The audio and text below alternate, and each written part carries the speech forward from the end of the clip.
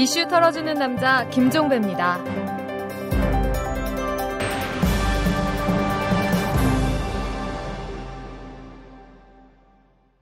3월 28일 목요일입니다. 이 원세훈 전 국정원장이 국회 정보위원회 소속 여야 의원들에게 편지를 보냈답니다.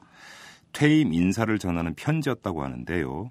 이 편지에서 원세훈 전 원장이 이렇게 주장했다고 합니다. 부임 이후 과감한 쇄신을 통해서 국정원이 확고한 정치 중립 아래 정부의 일관된 대북 정책을 지키면서 음지에서 국익 증진 및 국격 제고에 기여할 수 있도록 많은 노력을 기울여 왔다. 이렇게 자화자찬을 했다고 합니다. 이 국정원 직원의 여론조작 사건이 파문을 불러일으켰는데도 자신의 지시 강조 말씀이 더 큰 파문을 불러일으켰는데도 버젓이 정치 중립을 운운한 겁니다. 참 어이없고 답답하죠.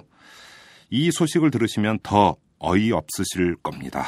이 원장님 지시 강조 말씀 문건을 폭로한 민주당의 진선미 의원, 그리고 국정원 직원 여론 조작 사건을 추적한 한겨레 기자 등의 이메일이 해킹당하는 일이 있었다고 합니다. 누구 지시였을까요? 광고 듣고 시작합니다. 재벌과 모피아의 함정에서 탈출하라. 종횡무진 한국경제. 재벌 개혁에 앞장서온 김상조 교수. 그가 한국경제에 던지는 8가지 질문. 우리가 몰랐던 한국경제의 진실을 파헤칩니다. 더 이상 경제 권력자들의 눈속임에 속지 마세요. 종횡무진 한국경제. 오마이뉴스가 만드는 책 오마이북.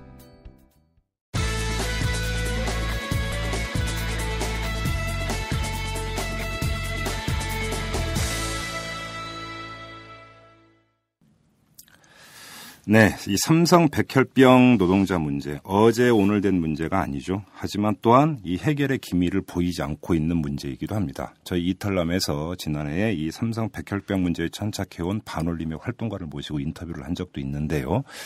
근데 이 문제가 이번에 영화화된다고 합니다. 그래서 저희가 이 문제와 관련해서 세 분을 모시고 오늘 인터뷰를 진행하려고 하는데, 저희 이탈남에서 이렇게 이제 세 분을 모시고 인터뷰하는 경우는 아주 이례적입니다. 한 분 한 분 이렇게 소개를 해드리도록 하겠습니다. 먼저 이번 영화의 연출을 맡고 계시는 김태윤 감독 모셨습니다. 안녕하세요. 네, 안녕하세요. 네. 그리고 영화 속 주인공의 실제 아버님 되시는 황상기 선생님 모셨고요. 안녕하세요. 네, 안녕하세요. 황상기입니다. 네. 그리고 이 문제에 천착하고 또 많이 도움을 주고 계신 분입니다. 이종란 노무사 모셨습니다. 안녕하세요. 반갑습니다. 네. 자, 먼저 김태용 감독님께 좀 여쭤봐야 될 것 같은데, 영화 제목이 또 하나의 가족이에요? 네네. 왜 그렇게 지으셨어요, 영화 제목을? 그러니까 제가 이제 반올림을 취재하면서, 예. 그러니까 황상기 아버님하고 이제 반올림 활동가를 취재하면서 이제 이분들이 어떤 이제 가족처럼 되셨구나. 투정의 과정에서 그런 것들을 많이 느꼈어요. 그래서 이제 불현듯 이제 그런 제목을 떠올리게 됐어요. 아, 그래요? 네, 원래는 그런 제목이 아니고 예. 다른 제목이었는데 이제 또 하나의 가족이라는 제목이 어떻겠냐. 이제 다들 좋다고 해서 이제 이렇게 결정하게 되었습니다. 옛날에 삼성 광고 카피 중에 뭐 가족 들어간 이런 카피도 있었죠? 그렇죠? 네. 자, 이 또 하나의 가족 영화, 여기서 다 스토리를 얘기하면 안 되고, 대충 흐름이 어떻게 되는 영화입니까, 감독님? 이제 속초에 사는 예. 택시기사가 예. 이제 주인공이고요. 예. 이제 황상기 아버님을 모델로 한 주인공이고, 예. 그분이 이제 거대 기업의 반도체 회사에 딸이 취직을 합니다. 예. 네. 근데 이제 1년 반 만에 백혈병에 걸려 돌아왔고, 예. 이제 이상한 소문들을 듣게 되죠. 이제 그 딸뿐만 아니라 이제 다른 분들도 백혈병에 걸렸다. 그리고 바로 그 딸에게 일을 가르쳐 주던 사수 언니가 백혈병에 걸렸다라는 얘기를 듣고 예. 아버지가 이제 이 딸의 죽음이 그냥 이제 백혈병에 걸렸다는 것뿐만 아니라 네. 뭔가 문제가 있구나라고 생각을 하고 이제 그 뒤를 캐기 시작하죠. 예. 그러면서 이제 딸의 죽음을 맞이하게 되고 딸과 약속을 하게 돼요. 이제 아버지가 네 억울한 죽음을 풀어주겠다. 산업재해 꼭 인정받겠다. 그리고 해서 이제 기나긴 투쟁을 하게 되고 예. 마지막에는 이제 정말로 승소를 하게 되는 재판에서. 그러니까 지금 그러면 아버님으로 보는 배우가 지금 박철민 씨이고 네네. 또 어떤 분들이 그 출연을 하십니까? 이제 노무사 역할에는 이제 노무사님처럼 미인이신 김규리 씨. 어느 분이? 김규리 씨요. 왜 우리 이종란 노무사님이 지금 그 말씀 듣고 막 고개를 숙이고 계십니까? 좋아서 그러신 것 같은데요. 예. 그리고요. 그리고 이제 이경영 예. 선배님. 그리고 이제 박혁권 선배님. 또 중요한 배역이 있었죠. 지금 어머님 역할을 맡으신 윤유선 씨. 그러니까 박철민 씨하고 윤유선 씨가 이제 그 극 중에서 부부로 그렇죠. 이렇게 네. 나오시는 거고요. 네. 그 김태훈 감독님께서 그럼 이제 이게 그러니까 실제 스토리에 기반을 한 네. 그렇죠. 작가 우리 아버님 황성기 아버님께 좀 여쭤봐야 될 것 같은데 네. 어찌 보면 이런 질문을 드리는 게 이게 결례가 아닌가 싶은 생각 좀 드는데 왜냐하면 아픈 기억을 떠올리게 하는 것이기 때문에 그런데도 좀 안 여쭤볼 수가 좀 없습니다. 어떤 일을 겪으신 건지 간략하게 좀 이렇게 말씀을 해 주실 수 있으세요, 아버님? 우리 유미가 이 속초가 이제 학교를 전부 다 다니는데요. 네. 이제 초등학교, 중학교, 고등학교까지 이제 속초 학교를 다 다니는데 우리 유미는 남들보다 특별하게 공부는 잘하는 편은 아니었고 보통 아이들하고 다 똑같은 아이들이었었어요. 예. 공부도 뭐 남들보다 잘하지도 못하고 아주 특별하게 못하지도 않고 중간쯤 가는 학생이었었는데 네. 고등학교 3학년 무렵 되면은 이 학교를 진학을 하든지 예. 아니면은 취업을 하든지 그렇죠. 하는 취업반, 진학반 이제 이렇게 들어갔었는데요. 그렇죠, 그렇죠. 그래서 저는 이 유미를 이 어떤 이 전문대학교에 가서 우리 집에 잘 살지도 못하고 유미가 특별히 남들만큼 공부도 잘하지 못하니까 전문대학교 가서 기술을 배워갖고 사회 나와서 그 기술로다 네가 안정적으로 벌어먹고 살아라 이렇게 권했거든요. 우리 유미한테. 예. 그랬더니 우리 유미는 나는 남들보다 특별하게 공부를 잘 하지 못하니까 이 사회에 나가서 취업을 해가지고 내가 돈을 벌어서 유미 밑에 남동생이 하나 있어요. 예. 그 남자 동생 이 학비를 지가 대주고 그다음에 지가 벌어서 지 시집가는 미천 지가 벌겠다고 취업을 한다고 이 지가 고집을 세워서 삼성 반도체에 입사를 했는데 예. 결국은 유미가 백혈병에 걸려서 집으로다가 돌아갔어요. 그때 심정이 어떠셨어요? 그때 유미가 백혈병에 걸렸다는 심정은 아주 내가 이 머릿속에 아무런 생각도 할 수 없는 그냥 하얀 머릿속이 하얘진다고 그러죠. 아무런 생각도 할 수 없었어요. 예. 그 이유가 뭐냐면은 이 백혈병이라는 게 제가 걸리면은 상당히 이 안 좋은 병이라서 예. 회복이 잘 안 된다는 걸 좀 알고 있었고 예. 또 한 가지는 우리 집에서는 여태까지 제가 살아오면서 우리 아버지도 그렇고 우리 어머니도 그렇고 우리 집 식구 어느 누구 하나 이 병에 걸려서 고생하는 사람이 한 사람도 없었기 때문에 이 병이 왜 걸렸나 하는 예. 그런 생각만 들었었지. 예. 유미가 병이 처음에는 삼성하고 그 관계를 생각을 못 했었죠. 처음에. 예. 근데 이제 따님께서 이제 병세가 이제 조금씩 악화되고 그걸 지켜보는 아버지의 심정이라고 하는 것들이 어땠을지 좀 여쭤보는 것 자체가 모아지면 여쭤보지 않겠습니다. 그럼 우리 애청자 여러분들도 충분히 짐작을 할 수 있을 거라고 생각을 하는데 그 다음은 오히려 이종란 노무사께 좀 여쭤보는 게 나을 것 같아요. 그 뒤에 어떤 일이 있었던 겁니까? 발병이 됐고. 발병되고 나서 투병 생활하고 골수이식까지 했는데 네. 재발이 바로 됐고 네. 몇 달 만에 2007년도 3월 6일 날 23살의 나이로 이제 돌아가셨어요. 예. 돌아가시고 나서 아버님을 저희가 처음 뵙게 된 게 이제 그 뒤로 몇 개월 뒤로 흐른 다음에 2007년도 여름에 이제 아버님을 만나 뵀었는데 아버님이 그 당시에 이제 하셨던 말씀이 뭔가 이상하다.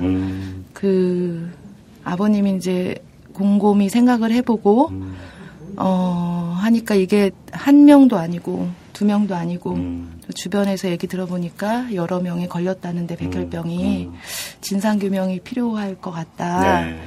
근데 삼성을 상대로 맞설 수 있는 사람들이 많지는 않은 것 같다. 예. 여기저기 아름아름 알아보니까 다들 이 문제를 회피하더라. 그런데 도와줄 수 있겠냐. 같이 함께 싸울 수 있겠냐. 이런 말씀을 하셨습니다. 아. 네. 그래서 이제 지금까지 계속 싸운 거고. 아버님, 예. 근데 이제 그 외람된 질문인지는 모르겠지만 이제 그 자식을 먼저 보냈고 그러면 사실 어찌 보면 낙담을 하게 되고 예. 그러니까 돌아보고 싶은 마음이 사실 안 생기는 게 어찌 보면 인지상정일 수가 있어요. 예. 근데 아버님 같은 경우는 오히려 그것에 정면으로 맞섰고 또 국내 최고의 기업이라고는 삼성하고 맞서 싸우기로 결심을 한 거잖아요. 예. 사실 그건 쉬운 결정은 아니거든요. 예. 그 우리 유미가 이 백혈병에 걸려서 그 재발하고 머리를 빡빡 깎고 있을 적에 네. 내 눈에 보기에도 해상이 할 가능성이 아주 작아 보였었어요. 예. 근데 그 삼성 사람들은 계속 저한테 협박을 했었거든요. 어떻게요? 개인적인 그 질병인데 예. 왜 삼성 사람들을 보고 뭐라고 그러느냐. 제가 보기에는 유미가 이 반도체 공장에서 반도체를 가지고 여러 가지 화학약품이나 담궜다 뺐다 하는 작업을 했었고 예. 또 이 환기가 잘 안 돼 갖고 상당히 더운 곳이었다고도 유미가 얘기를 했었거든요. 네. 그리고 이 유미하고 같이 일하는 사람도 똑같이 일하다가 둘 다 똑같이 병이 걸려서 둘 다 이제 그 사람은 먼저 돌아가셨거든요. 네. 그리고 또 그 사람 말고선도 그 주변 이야기가 다른 사람도 이 백혈병에 걸려서 사망했다는 얘기도 또 들었거든요. 예. 그래서 그 유미한테 제가 약속을 한 게 있었어요. 아. 유미 네가 이 얻은 병은 삼성에서 그 화학약품 담궜다 뺐다 했기 때문에 예. 틀림없이 삼성하게 거기서 일하다가 작업 현장에서 걸린 병이기 때문에 삼성이 자기네는 아무리 아니라고는 하지만은 네. 거기서 걸리는 병이 맞기 때문에 네가 병이 걸리는 이유를 꼭 밝혀내겠다고 유미한테 약속한 일이 있거든요. 아, 예. 그래서 그 약속을 유미한테 그 약속을 한 거를 꼭 지키기 위해서 그다음에 그 유미한테 그 약속을 지키는 것도 있지만은 네. 또 유미 말고선도 다른 사람들도 거기서 그 병에 걸려서 나오는 사람이 있는데 예. 그 사람들 그 원인 이유도 좀 알아야 될 거 아니에요. 그렇죠. 내 딸이 거기서 병에 걸려서 죽었는데 예. 그냥 무작정 죽었다고 하면은 너무 억울하잖아요. 예. 왜 죽었는지 그 이유는 알고 죽었어야 될 거 아니에요. 이유는. 그렇죠. 그래서 그 이유를 알아보기 위해서 네. 한 걸음 이 사람 저 사람 이렇게 만나다 보니까 네. 이 노무사님을 만나갖고 여기까지 온 것 같습니다. 그래요. 이종란 노무사님, 지금 이제 그 고인이 되신 황유미 씨 경우 이제 얘기를 들었는데 한번 좀 총괄을 해보죠. 지금 이 삼성 이제 반도체 공장에서 일을 하다가 백혈병에 걸린 분들. 네. 지금 초산 도합 한 몇 분 정도 되십니까? 삼성 반도체 공장에서 백혈병 그리고 같은 혈액암이라고 네. 얘기하는 악성 림프종 포함해서 저희 제보된 숫자로 파악을 하는데요. 네. 한 50명 정도 있습니다. 그 가운데 산재 인정을 받은 사람은 그 가운데 산재 인정을 받은 경우는 아직까지 이제 산재를 확정을 받은 사람은 삼성반도체 백혈병의 경우는 아직 한 사례도 없습니다. 단 한 명도 없습니까? 예, 최근에 매그나칩 반도체에서 네. 방사선에 노출돼서 일을 하신 김진기 씨가 근로복지공단으로부터 네. 최초로 백혈병을 산업재해로 인정을 받은 것이 반도체 노동자 백혈병 케이스로는 첫 네. 케이스가 되고요. 예. 그리고 이 지금 억울하게 죽은 황유미 씨 그리고 같이 일을 하신 이수경 씨 둘 다 백혈병으로 사망한 그 두 분에 대해서는 근로복지공단이 둘 다 불승인을 네. 판정을 했고 그 뒤로 이제 소송을 제기를 해서 1심 재판 결과에서는 산업재해다라고 산재 인정 판결을 받았어요. 예. 그런데 근로복지공단이 다시 항소를 하는 바람에 예. 지금 항소심 재판 진행 중에 있습니다. 그래요. 자, 이번엔 김태용 감독님께 좀 여쭤봐야 될 것 같은데 이 또 하나의 가족은 다큐가 아니라 극 영화 아니겠습니까? 네. 결국은 그렇다면 모든 걸 다 담아낼 수는 없잖아요. 그렇습니다. 네. 어디에다가 좀 주로 이제 그 주안점을 두고 지금 제작을 하고 계시는 거예요? 그러니까 아버님, 그러니까 어떠한 예. 가장으로서의 딸과의 약속을 지키려는 한 가장 이제 개인적인 싸움과 그 싸움을 이제서 얻는 이제 작은 승리, 승리 아닌 승리라고 할 수 있겠죠. 네. 승리 또는 승리의 과정이라고 할 수 있는 거기까지 도달하기까지의 긴 여정인 거죠. 네. 그래요. 얼마 전에 이제 개봉을 했던 영화 26년인가요? 네네. 거기서 이제 어떤 배우가 이제 출연한 거에 대해서 뉴스를 타고 이런 것도 제가 이제 포털을 통해서 봤는데 네. 사실 이 영화도 상당히 이제 강렬한 사회적 메시지가 담겨 있는 영화로 이제 볼 수 있을 것 같은데 네네. 이런 영화 같은 좀 배우들이 출연하는데 이런데 어떤 부담감을 느끼거나 이런 건 없나요? 어떻습니까? 상당히 많은 부분 부담감을 느끼는 배우들이 있는 것 같아요. 아, 그래요? 네. 근데 그럼 요번에 뭐 박철민 씨라든지 네. 윤유선 씨라든지 네. 아주 흔쾌하게 네. 출연제에 응해 주신 그런 케이스인가요, 그러면? 그분들 같은 경우에는 제가 시나리오를 드리고 이제 얼마 안 돼서 바로 이제 연락이 왔어요? 연락이 오셔서 흔쾌히 하시겠다. 또 김기리 씨도 마찬가지였고요. 아, 그래요? 네. 근데 좀 솔직히 그러니까 좀 이 구경꾼 입장에서는 걱정이 되는 게 네. 지금 두 가지가 걱정이 됩니다. 투자자가 있었습니까, 이 영화? 없었습니다. 한 것도 없었습니까? 그럼 제작비 조달을 어떻게 하고 계십니까, 지금? 지금은 이제 제작줄의 형식으로 네. 역시 26년 했던 방식인데 26년은 이제 총 제작비의 일부분을 이제 제작줄의 방식으로 네. 소화낸 거고요. 음. 저희 같은 경우는 이제 대부분의 방식을 크라우드 펀딩으로. 크라우드 펀딩 제작툴의 형태로 지금 모집 중입니다. 그러면 지금 그 예상되는 총 제작비는 어느 정도예요?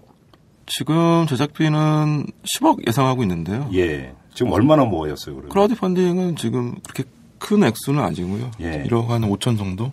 아, 그래요? 네네. 좀 많이, 이게 좀 그, 소문이 나고 또 많이 홍보가 좀 돼야 될 필요가 좀 있을 것 네, 같아요. 예, 그렇습니다. 그래요. 제가 나온 이유도 사실 그것 때문이고. 또 하나의 걱정이 되는 게 영화가 다 제작이 다 됐습니다. 편집까지 끝났고. 네네. 근데 배급이 또 중요한 문제 아니겠습니까? 중요한 근데 문제죠. 이건 근데 또 삼성에 걸려있는 문제입니다. 네네. 배급이 쉽겠어요? 근데 철저하게 이제 흥행 시장의 논리는 네. 철저한 또 아이러니하게도 네. 자본의 논리거든요. 예. 많은 분들이 보기를 원하시면 또 길이 열리지 않을까 그렇게 생각을 하고 있고요. 예. 또 저희도 나름대로 생각하는 방식이 있고요. 어떤 방식이 있어요? 그건 지금 말씀드리기 영업 비밀입니까? 일종의 영업 비밀이죠. 그래요? 알겠습니다. 그럼 더 이상 여쭤보지는 좀 않도록 하고. 네네. 그러면 지금 촬영은 어느 정도로 진척이 됐어요? 총 이제 30회, 31회차 정도 예상하고 있는데 네. 지금 한 5회차 진행됐고요. 한 6분의 1 정도. 네네. 네. 근데 이제 그 출연하신 배우분들 같은 경우 시나리오 읽고 네. 또 이제 그 극중 인물에 이제 몰입을 하고 네. 이러다 보면은 이제 또 느끼시는 바도 상당히 많으실 것 같은데 네네. 이 배우분들은 뭐라고 말씀을 하세요? 이제 그게 이제 배우분들이 이제 딜레마를 좀 느끼시는 부분들이기도 한데요. 네. 제가 이제 주문한 바는 그냥 시나리오고 영화로 생각을 해라. 네. 사회적 함의라는 거는 우리가 만들어내는 게 아니라 영화가 나왔을 때 대중들이 만들어주는 거다. 그렇죠, 그렇죠. 예. 그렇기 때문에 저희는 이제 영화를 만들 때는 영화만 생각하고 있어요. 거기 철저하게 그냥 몰입을 하는 거고. 네. 그 다음에 이제 이 영화가 어떤 반향을 일으킬지는 우리는 어떠한 예상도 할 수 없다. 다만 이 영화가 많은 사람들을 바꿨으면 좋겠는데 네. 최소 한 명을 바꿨다. 예. 그건 이제 제 자신인 것 같아요. 아, 그래요? 네. 아버님, 이 영화 촬영 현장 혹시 직접 가보셨어요? 예. 어제 그 영화팀에서 그 속초 촬영이 있었는데 예. 그 어제 그 속초는 이 한겨울같이 아주 눈이 펑펑 내리고 바람도 그렇죠. 불고 예. 바다에서 바람도 불어오는 그 바닷가 옆에서 그 촬영을 했었는데 예. 그 촬영하는 장소에 그 저하고 그 우리 집사람 그 유미 엄마하고 같이 네. 가서 그 영화 장면을 좀 구경도 하고 영화 하시는 분들한테 영화 좀 잘 좀 만들어서 모든 국민들이 잘 이해할 수 있게끔 충분히 이 설득력이 좀 있게끔 이 영화로다가 국민들한테 보여달라고 예. 이 영화 하시는 분들한테 좀 응원의 메시지도 좀 보내고 이렇게 하고 왔습니다. 그래요. 그러면 아버님께서 가셨던 부분이 어느 장면이었어요? 그 영화가? 그 제가 이렇게 갔을 적에는 그 이제 그 우리 집 사람 유미 엄마 역할을 그 윤여선 씨가 하는데 예. 이제 그 직장에 가서 일을 하는데 아. 일하다가 이제 집에를 돌아가는 장면이에요. 아. 그래서 집에를 돌아가는데 그 삼성 사람들이 와가지고 예. 그 이제 윤여선 씨하고 눈을 마주쳤어요. 그래서 눈을 마주쳐갖고 픽 돌아서는 그런 그 장면을 찍는 모습을 지켜봤어요. 어떤 좀 감회가 있으셨나요? 그때 그 장면을 좀.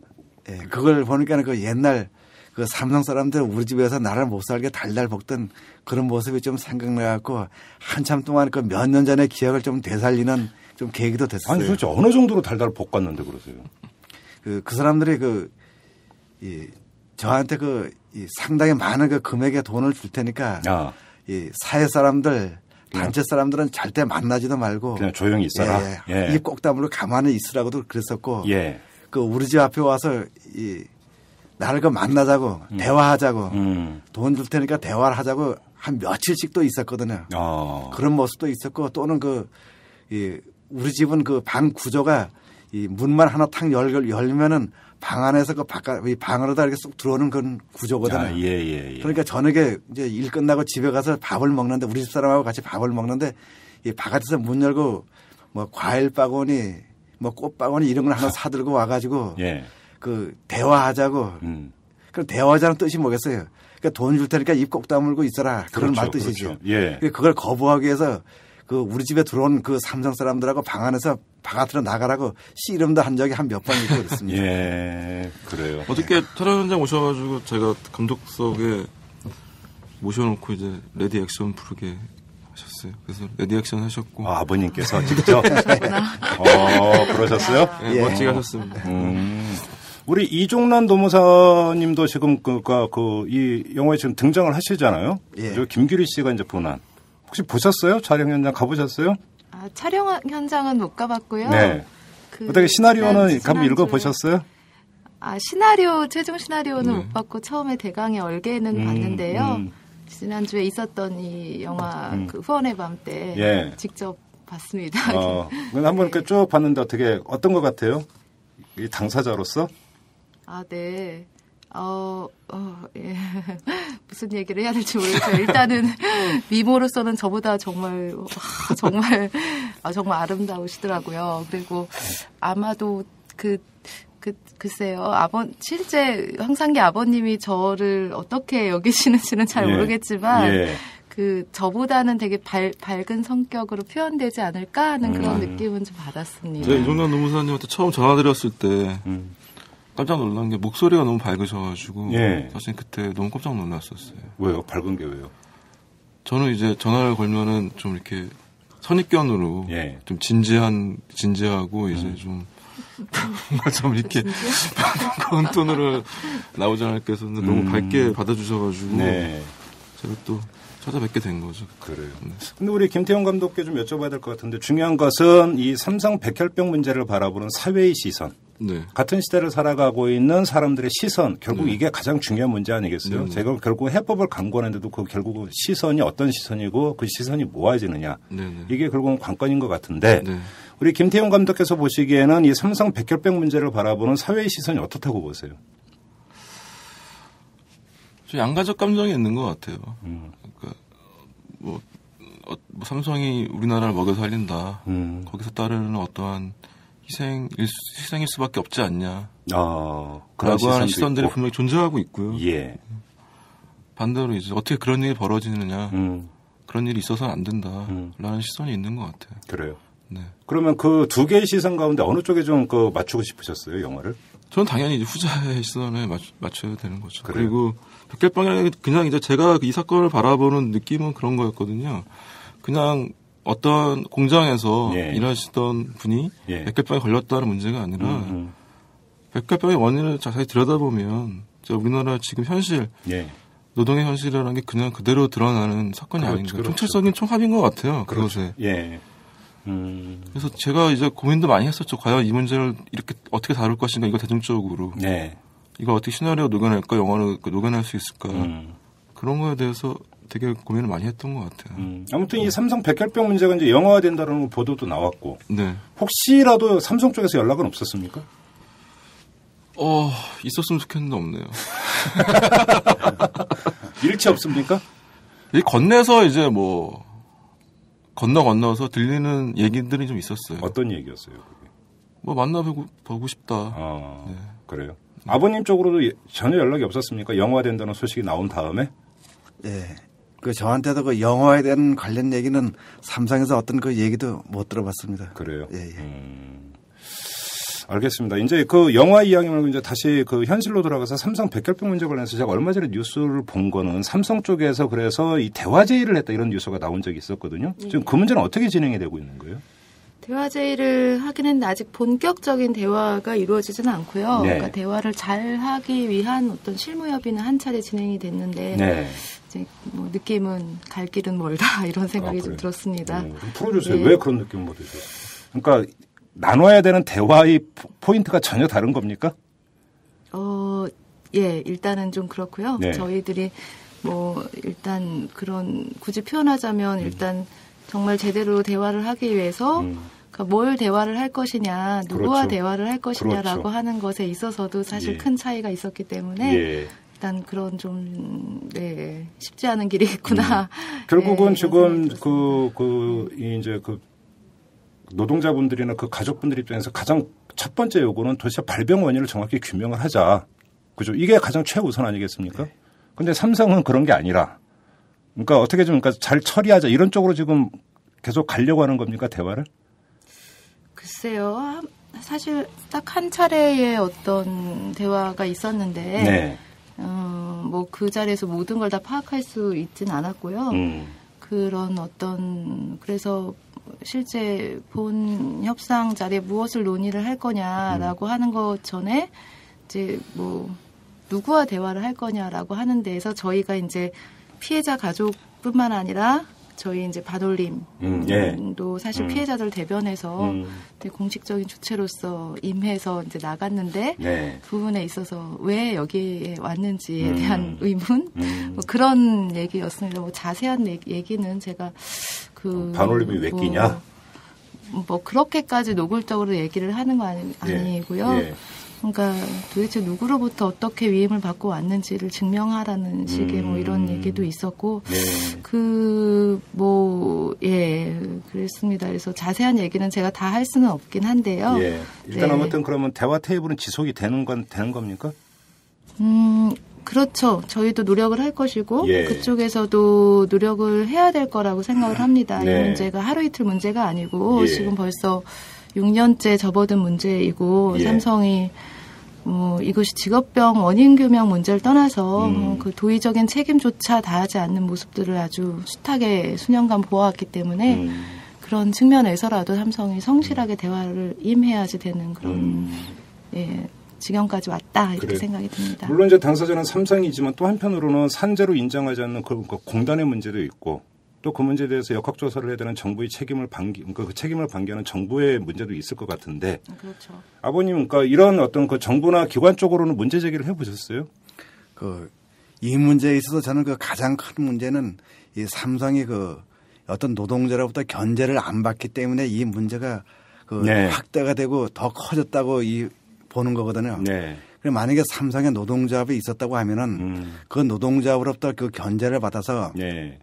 작업 현장에 어떤 발암 물질이 있으면은 그 노동자보다 견제를 받아서 발암 물질을 안 쓰든가 네. 아니면 다른 물질로 다 대체를 해서 안전한 사업장으로 다 노동자가 일을 해서 이 병이 안 걸리게끔 그 견제를 받았겠지요. 네. 그러면은 삼성 작업장은 훨씬 더 지금보다 안전한 사업장이 될 것이고 예. 만약에 그렇게 했는데도 예. 환자가 나왔다고 하면은 예. 그 환자를 노동조합에서 대변을 해서 예. 그 안전한 치료와 예. 그 산업재해를 받을 수 있는 길을 그 노동자로부터 아마 충분한 이 인도를 받았을 거라고 이렇게 생각을 하는데 네. 삼성의 노동조합이 없었기 때문에 이런 문제가 커졌다고 생각을 하거든요. 예. 그래서 앞으로라도 삼성에도 진짜로 다 이 문제를 해결하고 싶다고 하면은 이 노동조합을 인정을 해서 네. 노동조합으로부터 그 견제를 받으면은 예.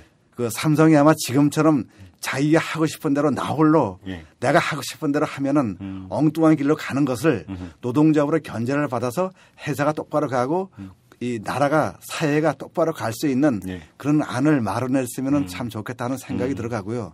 그다음에 또 한 가지가 있는데 이게 이런 사고가 났을 시에 역학조사를 함에 있어 갖고 예. 그 역학조사는 피해자가 인정할 수 있는 산업안전보건위가 참가를 해야 된다고 생각을 하고요. 예. 그다음에 그 역학조사도 그 사고가 난 시점 길게 한참 지나서 하는 것이 아니고 예. 불시에 그렇죠. 해야 된다고 그렇죠. 생각을 예. 하고 있거든요. 예. 그래서 이런 점은 반드시 좀 개선이 돼야 된다고 생각하고요. 그다음에 또 한 가지는 이 노동자 건강권, 예. 노동자 건강권이 영업 비밀보다 더 위에 있어야지 맞다고 생각을 하거든요. 당연한 얘기죠, 그거는. 예. 근데 지금은 이 삼성이나 정부에서 하는 거 보면은 영업 비밀이 노동자 건강권보다 더 위에 있기 때문에 어허. 이 문제가 해결이 안 된다고 보고 있거든요. 예. 그래서 이 문제는 반드시 이 노동자 건강권이 영업 비밀권보다 예. 더 우선적으로 있어서 노동자가 이 건강권이 더 나빠질 때는 네. 영업 비밀이라는 이유를 대지 말고 무조건 어떤 경우라도 현명하고 투명하게 네. 공개하고 역학 조사를 해서 노동자 안전한 사업장을 만들어야 된다고 생각하고 있고요. 네네. 또 한 가지는 이 산재보험은 사회보장성 보험으로서 예. 노동자가 그 일을 하다가 다치거나 병들거나 죽거나 하면은 그 노동자 가정이 허물어져 가는 것을 막기 위해서 그렇죠. 이 예. 사회 안정망을 구축하기 위해서 만들어 놓은 보험이 산재보험이라고 생각을 하거든요. 맞아요. 예. 그래서 이 산재보험을 지금처럼 너무 엄격한 잣대로 재지 말고 예. 이 사회 구성원이 허물어져 가는 것을 막기 위해서 이런 것을 썼으면은 산재 그 보험의 그 역할을 이 사회 보장성 진짜로다가 사회 보장을 할 수 있는 보장성 보험으로다가 다시 태어났으면은 지금처럼 이 사회가 허물어져 가지 않나 하는 생각이 들어가고 있어요. 그래요. 이종란 노무사님 제가 무식하게 하나 질문 드리겠는데 당국이 삼성 눈치 보고 있는 것 같아요? 예, 당연히 저는 눈치 보고 있다고 생각을 합니다. 그래요? 예. 왜냐하면 이게 삼성 건이 아니었으면 시간이 이렇게 많이 걸렸을까? 일단 그것부터 해서 예. 뭐냐면 물론 정밀한 엄밀한 과학적 이런 얘기를 하면서 좀 더 조사 기간을 늘리고 이렇게 얘기하지만 사실은 그거는 삼성의 눈치가 보이기 때문에 시간이 익체가 되고 조금이라도 뭔가를 좀 찾아보려고 이런 식이 결국은 누구의 눈치를 보느냐. 그러니까 사실은 뭐냐면 아버님이 좀 전에 얘기하셨던 것처럼 산재보험이라고 하는 것이 사실은 어떤 그 개연성이 추단이 되는 정도면 인정을 할 수 있어야 되고 예. 실제 그렇게 운용이 되기도 하는 경우도 있는데 이 경우는 그렇지 않고 하여튼 좀 더 파야 된다. 좀 더 뭘 증거를 내놔라. 좀 더 질질 끄는군요. 그렇죠. 예. 그래서 벌써 2007년도 6월 달에 이제 황유미 씨 사건이 최초로 예. 접수됐는데 그 사건 6년째 그러니까요. 지금 결론이 나지 않는 상황입니다. 알겠습니다. 이제 좀 인터뷰를 마무리해야 될 것 같은데 우리 그 김태형 감독께 네. 좀 다시 이제 마이크를 드려야 될 것 같은데 좀 예상되는 개봉 시점은 언제예요, 이 영화에? 저희는 올 가을로 예상하고 있습니다. 가을에요? 네. 좀 더 앞당기실 여지는 없으시고요.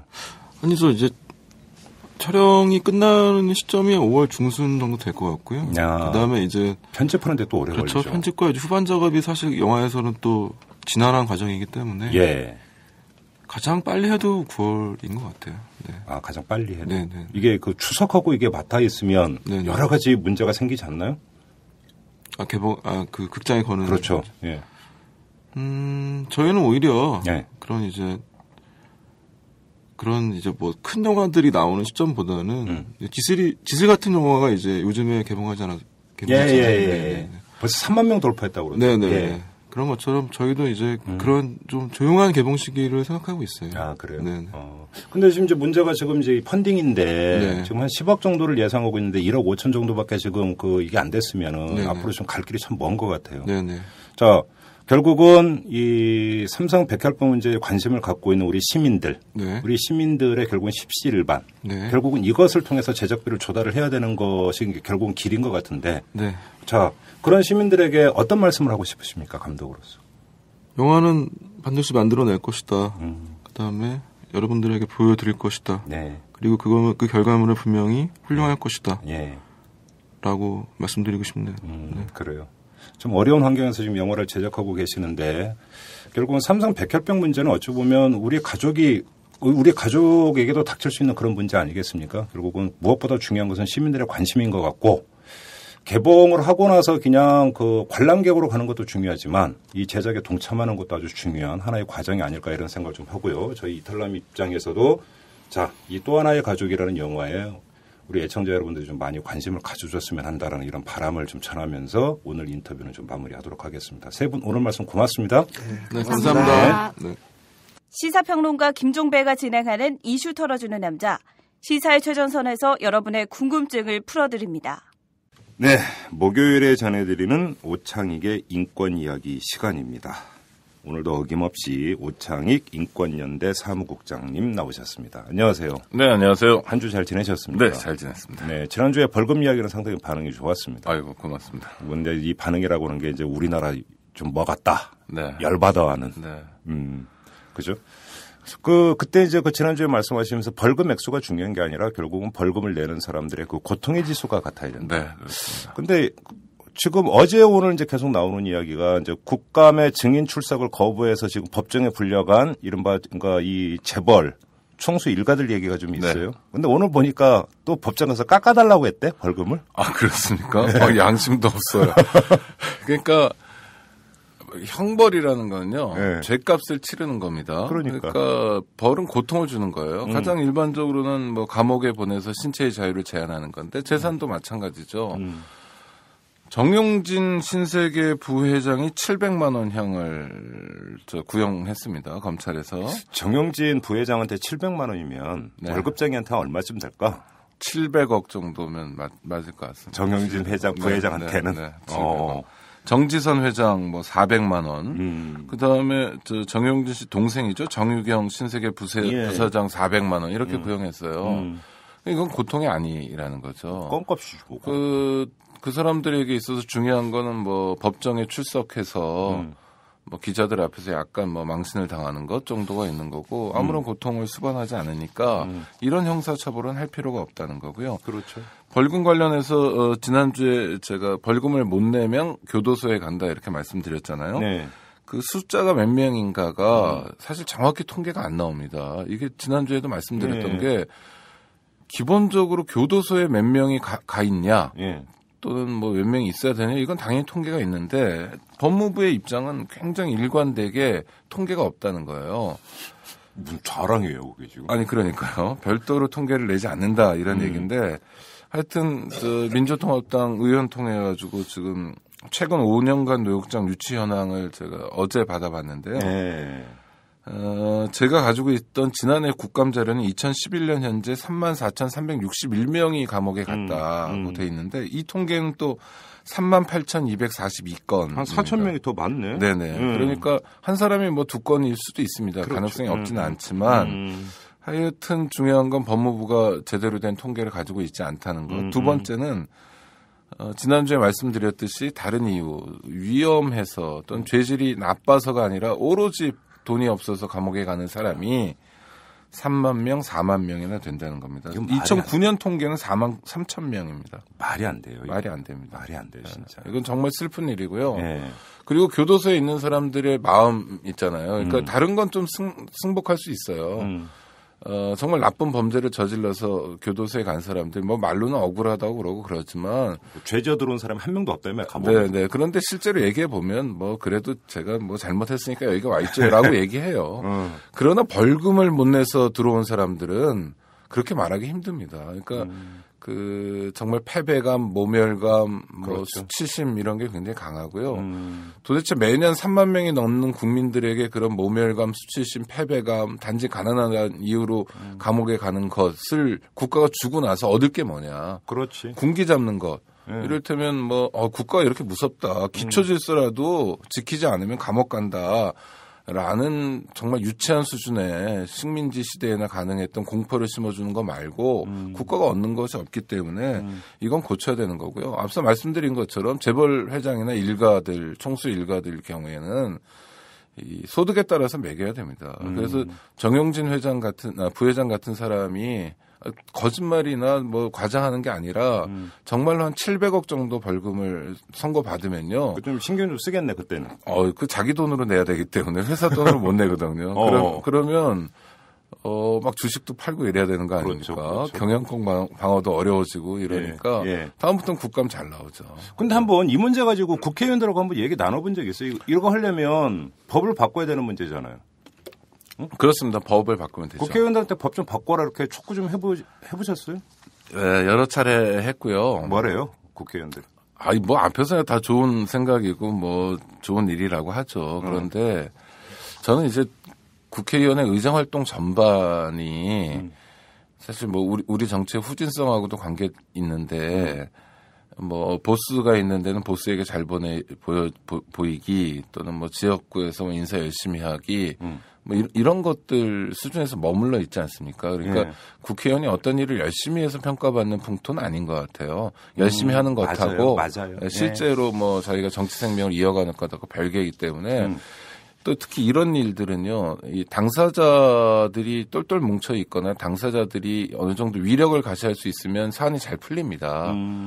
그래서 제일 잘 풀리는 게 검사나 검사 출신들이 자기 기득권 방어하는 게 잘 풀리는 거예요. 돈 없어서 교도소에서 노역하고 있는 사람들이 근데 뭐 뭉치고 뭐 이렇게 없잖아요. 없죠. 다 파편화돼 있고 개인일 뿐이고 그나마 사회적 영향력이 거의 없는 분들이기 때문에 이 사안을 자기 것으로 받아 안고 의정활동을 하는 분은 없고요.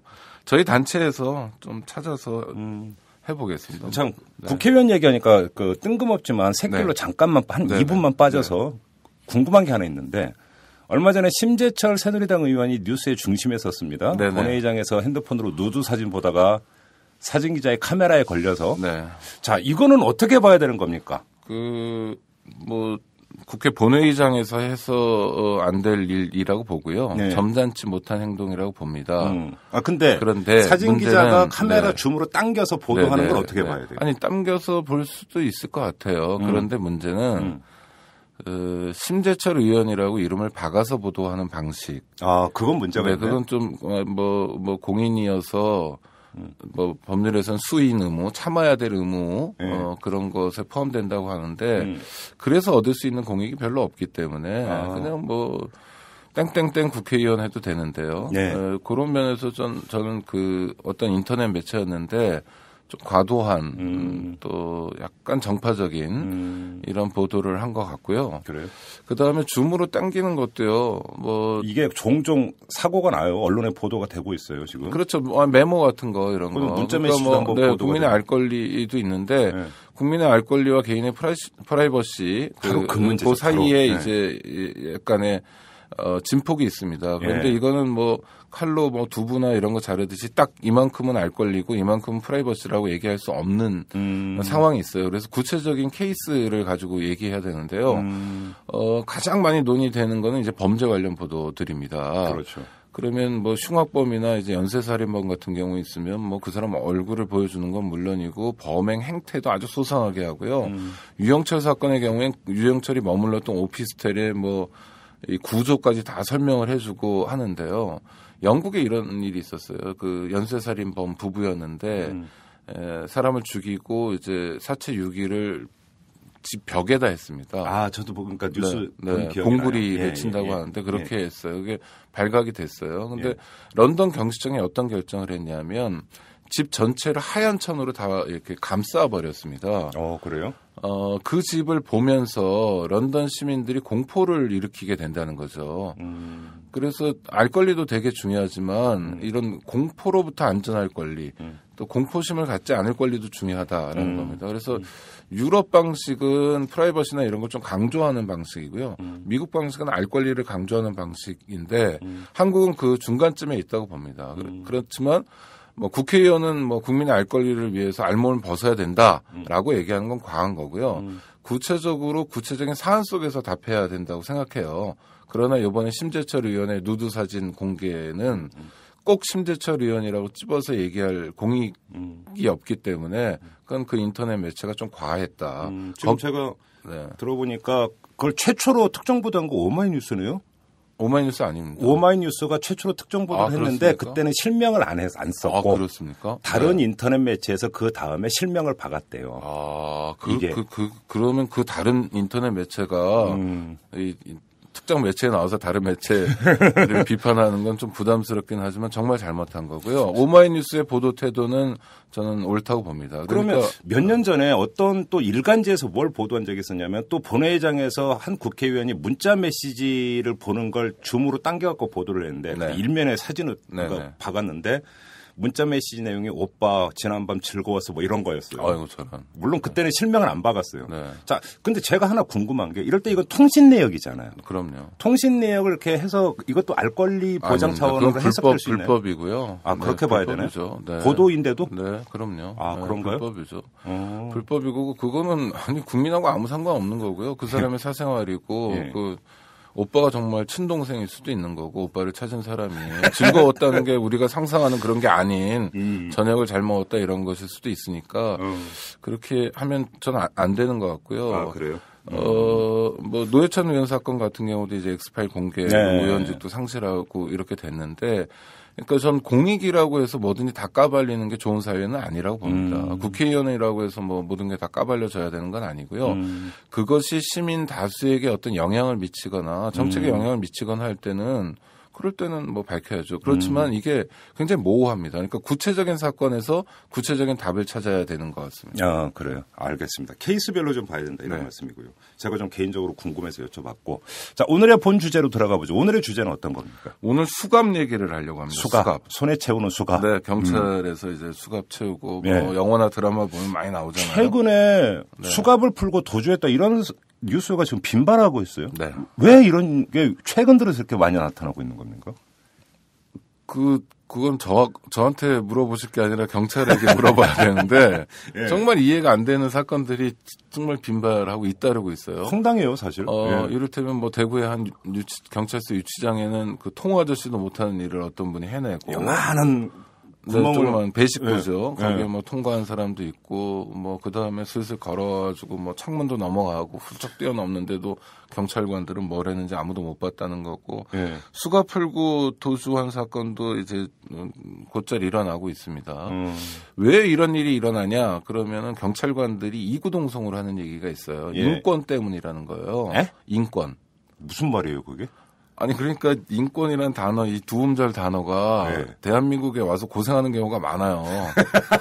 어떤 분들은 세계 어디에도 없는 인권 문제가 북한에만 있다고 생각하시는 분들도 있고 그다음에 이제 경찰관들처럼 이건 기강회의라고도 말할 수 없을 정도로 굉장히 낮은 수준의 경찰 작용이 안 되고 있는 건데요. 그거를 왜 인권 탓을 하는지 모르겠는데 논리 전개는 이렇습니다. 그러니까 수갑을 채울 때 세게 조이는 경우가 있습니다. 또 이게 수갑이 움직이면 수갑을 세게도 조일 수 있고 좀 느슨하게도 할 수 있고 손목의 크기, 굵기가 다르니까요. 그래서 이렇게 또 움직이다 보면 수갑이 세게 조여지는 경우가 있어요.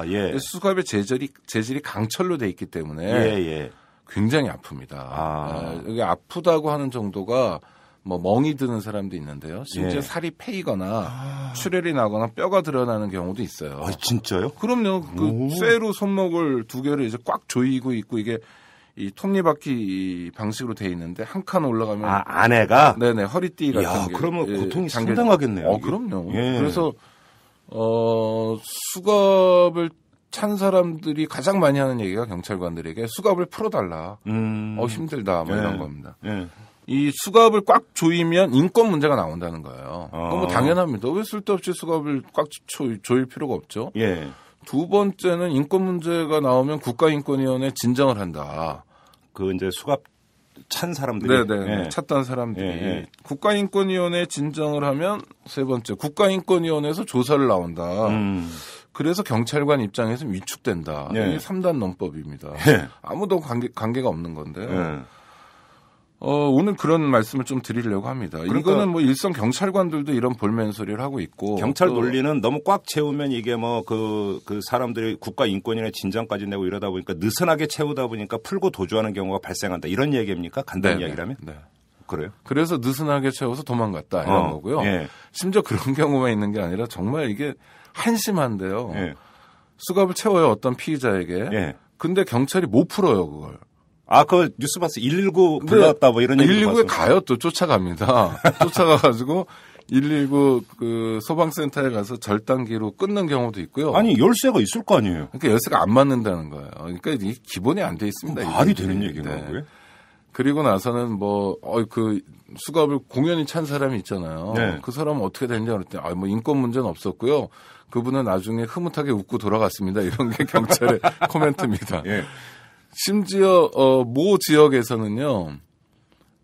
이 절단기로 뭐 119 센터에 가서 끊어주고 이런 일들이 벌어지니까 아예 경찰서에 절단기를 비치해 놓은 지방 경찰청도 있었어요. 진짜로요? 네, 이게 말이 안 되는 거죠. 오. 그러니까 경찰이 기본적으로 정말 기본의 기본도 못 지키면서 괜한 인권 탓을 하고 있는 건데요. 수갑은 이렇습니다. 이게 첫 번째로 수갑에 대해서 생각해 볼 게 법률적 근거는 있어요. 뭐 경찰관 직무집행법에 있는데 여기에 보면 어떻게 돼 있냐면 경찰관이 합리적으로 판단해서 꼭 필요한 경우에만 하도록 되어 있어요. 아, 꼭 필요한 경우에만. 네네. 그러면 꼭 필요한 경우가 어떤 경우냐? 그렇죠. 가장 중요한 건 피의자가 도망치려고 할 때입니다. 그때야 채울 수 있겠죠. 네, 채울 수 있죠. 예. 그러나 지금 굉장히 필요한 범위라는 걸 넓게 생각해요. 아무 때나 막 채웁니다. 기본적으로. 그래요? 근데 그럼요. 그리고 또 하나는 이미 제압당한 사람. 네. 그런 사람들 제압당했다는 게 뭐냐면 뭐 제압당했다가 수갑 안 차면 또 도망간다 이런 게 아니라 경찰차에 타고 있거나 그 전위경 버스 있죠. 네. 기동대 버스라고 큰데 그런데 일명 닭장차. 닭장차 이런 데 네. 타고 있는 사람 이건 뭐 채울 의미가 없잖아요. 도망가기 어렵거든요. 네. 거의 불가능하고 네. 또는 지구대나 경찰서에 들어간 사람 이미 그런 사람들도 도망가기 어렵습니다. 형사계 같은 데 가보시면 일반 사무실인데 사무실 앞에 보면 쇠창살이 있습니다. 네, 맞아요. 그리고 예. 그 출입을 통제하거든요. 예. 아무나 들어오거나 아무나 나갈 수 없습니다. 그건 도망을 방지하기 위한 거예요. 그러니까 굉장히 커다란 수갑이 출입문에 차여져 있는 겁니다. 일상적으로. 예. 그러면 거기에 머물고 있는 피의자들은 수갑을 찰 필요가 없죠. 예. 수갑을 차면 쓸데없는 고통을 주는 거거든요. 그렇죠. 그러니까 이 시민들에게 고통을 준다 또는 손에 무언가를 채운다라는 것이 어쩔 수 없을 때 정말 꼭 필요할 때 이 사람이 도망치면 피해자의 권리도 구제할 수 없고 국가가 이 사람을 처벌할 수도 없을 때 해야 되는데 이게 너무 경우가 많다는 게 첫 번째 남발되고 문제고요. 있다는 네, 거죠. 남발되고 네. 있다는 거고 두 번째 문제는요. 수갑 성능이 엉망진창입니다. 그러니까 그래서 절단기까지 비치해놓는. 절단기 비치하고 뭐 사제를 쓰는 사람도 있고 그래요. 경찰이? 네. 아, 사제가 있어요? 그럼요. 아, 참, 남대문 시장에서 판다 뭐 이런 얘기 제가 뉴스 보급품보다 사제가 더 좋다 그래서 사제 수갑 가지고 다니는 사람들도 있고 그렇습니다. 우리가 예를 들면 1960년대 정도면 뭐 그럴 수 있다고 봐요. 뭐 어떤 예. 경찰관이 뭐 친척한테 미제 수갑 하나 얻어가지고 자랑하고 다니고 뭐 그럴 수 있다고 보는데 지금 2013년이고요. 한국 기술이 뭐 수갑을 제대로 못 만들어낼 정도는 아닌데. 아니, 그리고 사제 수갑이 생산된다라는 자체가 더 그것도 좀 이상한 거 아니에요? 수갑은 여러 나라에서 생산하니까요. 수갑은 뭐 기본적인 거니까. 네. 우리나라 업체가 수갑을 생산해서 수출하는 경우도 있나 보죠? 그러면? 그건 제가 확인을 안 했습니다만 궁금하시면 다음 주에 말씀드리겠습니다. 예, 알겠습니다. 아무튼. 하여튼 수갑의 성능이 문제인데 네. 자, 지금 쟁점은 뭐냐면 수갑을 느슨하게 채우면 손목에 손을 빼가지고 도망간다. 그리고 꽉 채우면 인권 문제가 생긴다 이거예요. 그러면 꽉 채우되 손목에 고통을 주지 않는 방식으로 채우면 되잖아요. 아주 간단한 겁니다. 그렇죠. 네. 이 기술적인 문제인데 수갑에 이중 잠금 장치를 둘 수 있게 돼 있는 수갑들이 있어요. 어떤 식이에요? 그러니까 그게? 밖에서 꽉 채우고 안에서 더 조여지지 않도록. 그러니까 이 수갑의 목적 있지 않습니까? 예. 손을 함부로 빼서 도망치지 못하게 한다. 이 목적은 그대로 달성할 수 있으되 문제는 그 피의자에게 불필요한 고통도 주지 않을 수 있는. 그렇죠. 이게 아주 간단한 겁니다. 이게 사실 뭐 어떻게 보면 두 마리의 토끼를 동시에 잡는 거라고 볼 수 있지만 그럼 그렇게 생산하면 되죠. 성능만 개선하면 돼요. 또 하나는 지금 이 피부와 닿는 부분이 강철로 되어 있는데 그런 거를 뭐 실리콘을 댄다거나 그렇죠. 고무를 댄다거나 탄력 있는 고무를 댄다거나 해도 얼마든지 해결할 수 있어요. 그런데 수갑의 재질 그다음에 수갑의 방식은요. 건국이를 한 번도 안 바뀌고 있는 거예요. 그러니까 저는 경찰들에게 그런 얘기를 하고 싶은 겁니다. 경찰관보다는 경찰청에 하고 싶은 얘기인데 아니 기본적으로 재질만 좀 개선하고 그다음에 어차피 돈 주고 사는 거니까 업체한테 작업 지시를 그렇게 하면 되잖아요. 이런 수갑을 만들어 달라. 그렇죠. 안전하면서도 도망칠 수 없는 함부로 풀을 수 없는 경찰관은 뭐 마음대로 풀을 수 있는 열쇠가 맞지 않거나 이런 불상사가 없는 제대로 된 수갑을 만들어 달라. 그리고 입찰해가지고 좋은 제품을 사서 쓰면 됩니다. 그거 간단한 일이잖아요. 네, 그 간단한 일이 지금 쟁점이 되고 있고요. 또 더 심각한 건 오늘 오후에 국가인권위원회에서 이 문제를 가지고 정책 토론회를 열어요. 저는 진짜 뭐 이런 문제도 좀 살펴보고 하는 건 좋은데 네. 제목이 이렇습니다. 수갑의 재질과 관리 운영에 대한 개선 방안 권고 정책 토론회예요. 지금 오창익 국장께서 말씀하신 대로 그것만 좀 발주만 바꿔서 이거 생산하러 오면 끝나는 문제 아니에요? 그러니까 국가인권위원회는 뭐 지금 위원장으로 계신 현아무개 씨 취임 이후에 자기 역할을 제대로 못하는 거로 정말 정평이 나뉘는데 역할을 못하는 것 중에 이런 게 있습니다. 국가인권위원회가 권고를 해요. 권고한 내용은 제가 방금 말씀드린 거랑 크게 다르지 않아요. 이중 잠금 장치를 둬라. 그리고 피부와 닿는 면의 재질을 뭐 실리콘이나 고무 등으로 바꿔라. 그럼 살을 패고 들어가는 이런 끔찍한 일은 없으니까요. 그 다음에 또 수갑을 뒤로 채우는 경우가 있습니다. 뒤로 채우는 건 하지 마라. 앞수갑을 채워라. 왜 효과는 똑같은데 뒤로 채우면 굉장히 고통이 심하고요. 그렇죠. 인간이 갑자기 인간에서 동물, 짐승의 반대로 떨어져 버리는 거예요. 아이, 그건 뭐, 저 중세 때나 했어야 될 일이지. 지금 대한민국의 살리는 아니다. 뭐, 이런 몇 가지 이 원칙, 또 사람들이 다치지 않도록 유의해라. 이런 걸 권고를 했어요. 경찰청이 안 받아들입니다. 그러니까 왜냐면 이제 조직 자체가 활동이 없고 조직 자체가 우스꽝스러워지니까 국가인권위원회는 2011년 창립 이래 계속 권한이라는 게 기껏해야 권고하는 거예요. 인권위 말발이 전혀 안 서는 거죠. 네. 그래서 권고 수용률도 굉장히 많이 떨어졌고요. 이명박 정권에서. 그러니까 경찰은 피의자 도망 사태와 같은 기본적인 사건, 정말 경찰이 기본도 안 해서 벌어진 사건에 대해서 계속 국가인권위원회 탓을 돌리고 인권 때문에 이제 수갑을 단단하게 못 채워서 도망갔다는 얘기 반복하니까 국가인권위원회 고심하다가 오늘 정책 토론회를 열게 된 거예요. 그래서 뭐 제가 그 소식을 듣고 야 이건 해도 너무 심하다. 그래서 우리나라 이렇게까지 좀 유치한 논의 수준에서 머물러 있으면 안 되고 경찰만 하더라도 자기 업무나 뭐 인권 보장이나 이런 거를 선진화시킬 수 있는 굉장히 여러 가지 숙제들이 남아 있는데 수갑 가지고 얘기해야 되느냐 이런 답답한 마음이 들어서 오늘 말씀드리고 있습니다. 근데 외국 같은 경우는 그럼 수갑이 어떻게 되어 있어요? 지금 말씀하신 그대로예요? 그럼요. 그리고요 영국의 예를 들고 싶은데요.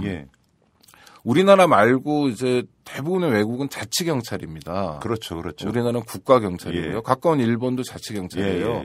그래서 한국은 한국 경찰하면 다 얘기가 되는데 영국 같은 게 뭐 런던 뭐 이렇게 지역으로 얘기하는 게 맞습니다. 그래서 우리가 흔히 미국 할 때 뉴욕 경찰, 뭐 LA 경찰 이렇게 얘기하는 게 맞고요. 조금씩 다릅니다. 그러니까 기본이 되는 건 뭐 런던 경찰이니까 런던 경찰이 예를 들면은 수갑을 채울 때 첫 번째 원칙이요. 뭐 합법적으로 써야 되고 그다음에 균형 있게 써야 되고 필수 불가결하게 써야 된다. 그럴 때만 수갑을 착용하는 게 정당화될 수 있다. 이건 우리나라랑 똑같아요. 거의. 두 번째는 뭐라고 그러냐면 수갑 사용을 할 때 상관, 일선 경찰관들이 있으면 상관이 있죠. 상관 그리고 법정. IPCC라는 조직이 있는데요. 이거는 뭐 인디펜던트 폴리스 컴플레인 커미션. 대충 번역하면요. 의역을 해야 되겠는데 독립적 경찰 비리 민원 조사위원회입니다. IPCC라는 조직이 뭐냐면 우리나라에 뭐 전영철 농민 사망 사건 같은 게 있었잖아요. 시위하다가 영국에도 비슷한 사건이 있었어요. 그때 이제 사망까지는 이르지 않고 부상을 했습니다. 그러니까 영국 시민단체나 뭐 이런 데서 굉장히 문제 제기를 많이 해서 경찰만 전담하는 감식 기구를 만들자. 그러니까 국가인권위원회가 경찰만 하는 이런 구조를 만들어낸 거예요. 직원이 한 400명 되는데요. 경찰 감시기구네 간단히. 네, 밥 먹고 경찰만 감시합니다. 굉장히 힘이 있고요. 그다음에 국가인권위원회는 지금 뭐 대한민국 국가인권위원회는 수사 중인 사건 이런 것도 못 다루는데 거긴 수사 중인 사건도 다룰 수 있고 그렇습니다. 그래요? 영국의 한 75년 된 유명한 인권단체가 리버티라고요. 한국의 인권연대, 제가 일하는 단체랑 아주 비슷합니다. 자유 쪽에 공권력하고 싸운 일을 많이 하는데 그 단체 전 대표가 지금 뭐 IPCC 부대표로 일하면서요. 거의 시민단체 수준에서 경찰 감시를 해요. 그러니까 수갑을 채울 때 이거요. 뭐 합리적으로 채워라. 꼭 필요할 때만. 두 번째, 당신의 직장 상사인 고위직 경찰관들이 인정할 수 있게 채워라. 나중에 법정에서 인정받을 수 있게 채워라. 뿐만 아니라 IPCC라는 뭐 국가인권위원회보다 좀 강화되고 경찰만 감시하는 기구에서 납득하게 채워라 이거예요. 그러니까 인권단체 허락받고 채워라 이 수준의 얘기를 하고 있는 겁니다. 네. 그럼 어떻게 되냐면 매뉴얼도 아주 구체적이기 때문에 경찰관들이 그 문제에 대해서 굉장히 신경 쓰게 되는 거예요. 불필요한 경우에 안 채워요. 영국 경찰이 세계 경찰의 뭐 기본이 되거나 하는 경우가 많은데 실제로 영국 경찰은 길거리에서 총도 안 가지고 다니고요. 한국 경찰은 다 총 가지고 다니는데 상당히 권위도 있고 그렇습니다. 육모방망이 같은 거 하나 가지고 다니면서도 질서를 잡고 맞아요. 주민들에게 상당히 영향력 있는 체험 활동을 하기도 해요. 왜냐하면 경찰 활동이 일관된 거예요. 그러니까 수갑을 채울 경우를 경찰관만이 아니라 시민들도 예측할 수 있는 겁니다. 위험한 사람 수갑 채워야죠. 그 사람이 난동 부리고 있는데 수갑 채워야죠. 그러나 군기 잡으려고 불필요한 고통을 주려고 경찰이 얼마나 무서운지 보여주려고 수갑 채우는 일은 절대 없다는 게 런던 경찰청의 가장 확고한 입장입니다. 제가 이제 뉴스 보다 보면 종종 이제 피의자가 이제 그 TV 화면에 나오잖아요. 근데 수갑을 채는데 그 위에 또 수건을 덮어요. 수갑을 안 보이게 하기 위해서. 왜 이거는 또 왜 그런 겁니까? 그게 마구잡이로 수갑을 채우면서 또 수갑을 그러니까 뭐 초상권의 연장인데요.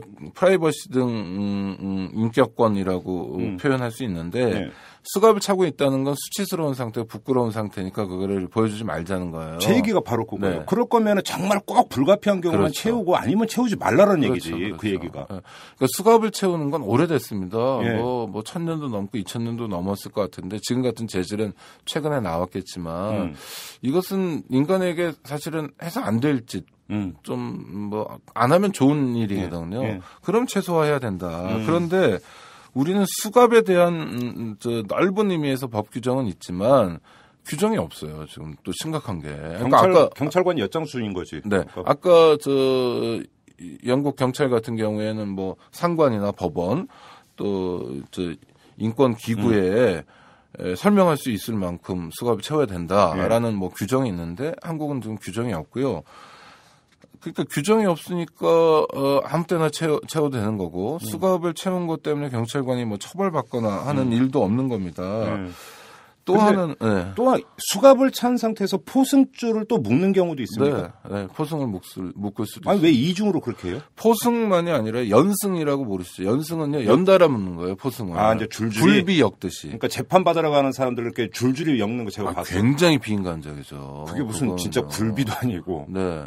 그다음에 족쇄를 채우는 경우도 있습니다. 이게 다 관련 규정에는 있어요. 지금도 족쇄를 채워요? 뭐 하지 말라고 하는데 법률적으로는 가능합니다. 가끔은 족쇄를 채우는 경우도 있어요. 그런데 뭐 수갑만 채워도 못 도망가요. 수갑 묶고 도망가는 건 굉장히 어렵고요. 그러니까 불필요한 고통을 줄 이유가 없다는 거죠. 그 사람이 어떤 범죄를 저질렀으면 당연히 고통을 받아야 돼요. 인권단체는 무슨 범죄자 인권만 챙기냐 이런 오해들이 많은데 수구 언론들이 그런 거 자꾸 퍼뜨리더라고요. 전혀 아니고요. 제가 말씀드리면 일관됩니다. 죄값 치러야 돼요. 죄값은 고통으로 가야 된다는 건데 그러나 법원이 판단한 고통 말고 불필요한 고통을 줄 필요는 없다는 거죠. 그렇죠. 또 하나는 그 사람이 죄인인지 아닌지 모르잖아요. 검거 단계에서는. 그렇죠. 피의자일 뿐인데 그야말로 의심받을 뿐인데 그때 불필요한 고통을 줄 필요는 없다는 거고 또 하나 이렇습니다. 이제 장비 전반에 대한 이제 안전 교육 기준이라는 게 있어요. 경찰에 스스로 마련한 겁니다. 수갑은 간단하게 딱 한 줄인데요. 사용 요건 및 사용 방법에 대해서 부서 발령됐을 때 한 번 하든지 연간 1회 한다는 거예요. 정말 이 교육이 진행되는지 경찰관에 대한 이제 그 교육이. 네네. 그러나 이제 사용 방법입니다. 이거 수갑을 어떻게 채우고 어떻게 풀고 이걸 꼭 교육해야 되는지 모르겠지만 하여튼 그건 교육이 있다는 거고요. 두 번째 장비가 안전한지 검사해야 되잖아요. 그 규정도 딱 한 줄 있었습니다.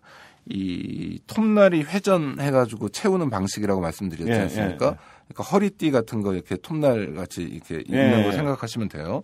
그 회전이 자유로운지 여부, 과도한 힘을 들여야 되는지 여부, 물리적 손상에 의해서 모서리 등에 날카로운 부분이 있는지 여부를 연 1회 주기로 안전 검사를 한다는 게 전부예요. 다시 말씀드리면 수갑이 자기 기능을 하고 있는지, 경찰관이 수갑을 제대로 채울 수 있는지, 사용 요건을 알고 있는지, 사용 방법을 알고 있는지가 경찰이 원하는 전부라는 거예요. 그 수갑이 피의자의 손목에 어떤 영향을 미칠지, 정말 안전한 건지, 안전 검사를 한다면 정말 그 안전성을 검사해야 되잖아요. 수갑을 제대로 채울 수 있는지만이 아니라 풀릴 수 있는지도 봐야 되는 거고, 손목에 불필요한 고통을 주고 상처를 주지는 않는지를 검사하는 것도 없다는 거예요. 관련 규정도 없지만 이런 규정 만들면 되고요. 제가 경찰에 얘기하고 싶은 건 아주 간단합니다.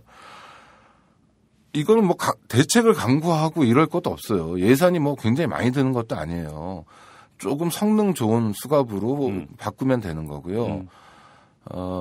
그 다음에 경찰관들이 사비를 털어서 사제 수갑 사가지고 다니는 모습은 정말 부끄러운 모습이다. 말이 안 되는 얘기죠. 네.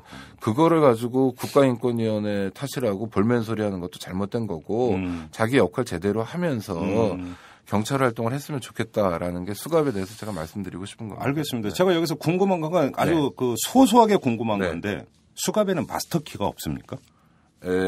마스터 키가 없고 그거마다 이렇게 열게 되는데요. 그러니까 키가 대체로 비슷합니다. 근데 마스터 키라고 얘기할 게 아니라 이렇게 돌려가 따는 방식인데 대충 이 수갑 저 수갑에 맞아요. 근데 조금씩 다르고 뭐 그렇습니다. 그래서 열쇠 잃어버리면 이제 119한테 가는 거구나. 그래서 아니 열쇠를 잃어버리는 경우도 있는데 잃어버린 게 아니라 열쇠가 안 맞는다는 거예요. 그리고 두 번째 영화 보면 수갑이 강철에는 플라스틱으로 되어 있는 전기선 묶는 것 처럼 돼 있는 그런 수갑도 등장을 하던데 그 영화에서만 나오는 거. 그렇죠. 아이리스에 나오는 거 제가 봤는데요. 그건 굉장히 멋있게 생겼더라고요. 그리고 무슨 전자장치도 있을 것 같이 뭐 생겼는데 그래서 그걸 도입해야 되는지 모르겠는데 일선 경찰관 중에서 이런 정책 제안을 했던 경찰관이 있어요.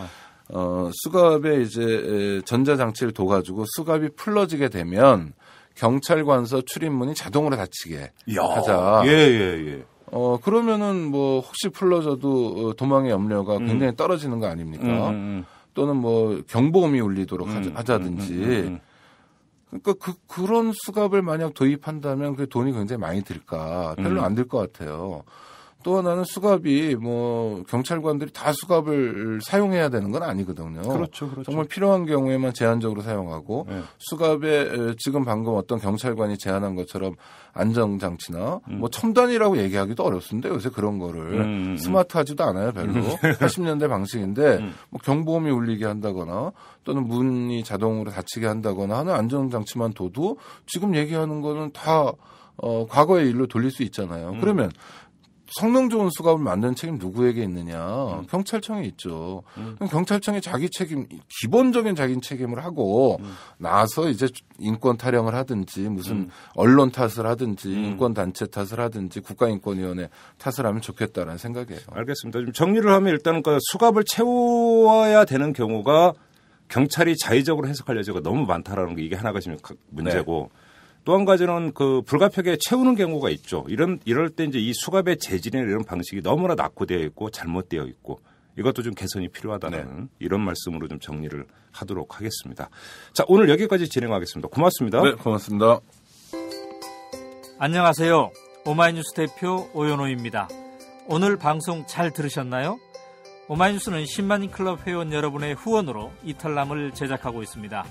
오마이TV의 대선 올레도 10만인 클럽 덕분이었습니다. 이탈남과 오마이TV 더 열심히 하겠습니다. 여러분이 제작자입니다. 월 10,000원에 참여 10만인 클럽 회원이 되어 주십시오. 오마이뉴스 첫 화면에서 직접 가입하시거나 02-733-5505 내선 274번으로 전화 주시면 담당 직원이 안내해 드립니다. 지금 7,500명입니다. 함께해 주십시오. 감사합니다.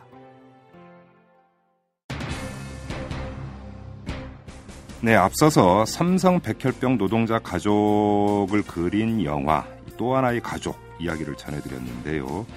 지금 제작비 조달에 상당히 어려움을 겪고 있다고 이 감독께서 이렇게 이제 호소를 하셨는데 혹시 이 방송을 들으시고 도움 주실 분들 여기로 한번 연락 주시기 바랍니다. 이 검색창에 또 하나의 가족 제작두레 이렇게 치시면 바로 이 영화 홈페이지 들어갈 수 있고요. 또 홈페이지 주소도 따로 있습니다. anotherfam.com인데 anotherfam.com 이렇게 치시면 됩니다. 뭐 검색창에 또 하나의 가족 제작둘에 이렇게 치셔도 되고요. 여러분들의 많은 관심과 성원 부탁드리면서 오늘 방송 마무리하도록 하겠습니다. 지금까지 이탈남 김종배였습니다.